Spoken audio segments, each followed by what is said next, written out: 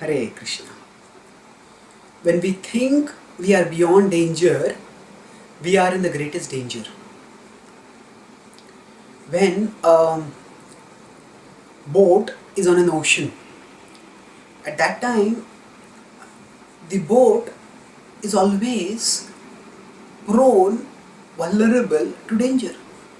A storm may come and the boat may just capsize or be thrown, tossed away here and there by the stormy waves. So the people in charge of the boat, the team, the crew has to always be on alert. And now if the crew is skilled, when the stormy waves come, the crew will be able to deal with it. But if the crew is not alert, then even if they are skilled, if they are not on the watch out, then when the storm comes, then at that time they'll just be tossed here and there. So similarly, the Bhagavad Gita states that this world is like an ocean. And that in this world, we are like on a boat.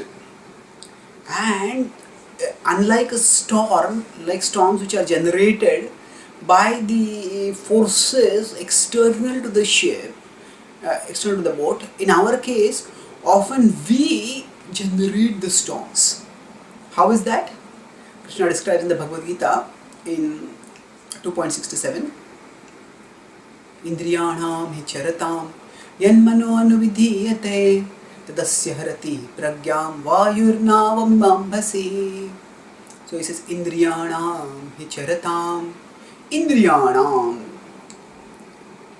that the senses, charatam, when they're just roaming around, they're wandering around. Yanmano anuvidhiyate. So the senses see different things, and then senses see something interesting, and then the mind focuses on them. Yanmano anuvidhiyate tad asya harati pragyam.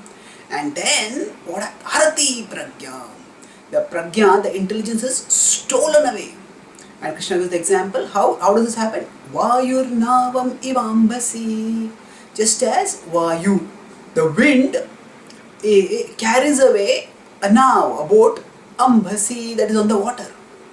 So just as a stormy wind sweeps away a boat in the direction which it is going, through the often the wind comes and then the waves come both ways, the boat gets swept away. So similarly, we too, what happens is that if we focus on a particular sense object, if we let the senses we cannot live with closed eyes in this world, so the senses will come in contact with sense objects. But if we focus on them, anuvidhiyate, if we dwell on them, concentrate on them, then that generates a gust of desire. When I say, if we contemplate on a sexually alluring object, then it generates a gust of lust, and then that just sweeps us away. Whichever the boat is meant to go on a particular path, but the storm sweeps it away. So like that, desire sweeps us away. And often, when will we contemplate on sense objects? When we think that we are no longer in danger. When we think that now I have become so advanced, I have become so pure, that I am no longer susceptible to the lure of the sense objects. So when we think that we are beyond danger, then we put ourselves in the greatest danger. Because we lower our guard, and once we lower our guard, we don't check from where the storm might come. Now sometimes we might ourselves see the sense objects, sometimes the sense objects might come in front of us, even edrichaya, without our will also. But either way, the important thing is that we don't focus on the sense objects. We don't let them kindle desires within us. And then once those desires come, they will grow into stormy cravings which we will not be able to control. So by being constantly alert, by knowing that as long as the boat is in the ocean, it is always in danger of being swept away. Similarly, as long as we are in the material world, we are always in danger that the gust of lust that is generated by the contemplation of the sense objects can drag us away. By being aware that we are in danger, we can protect ourselves the best.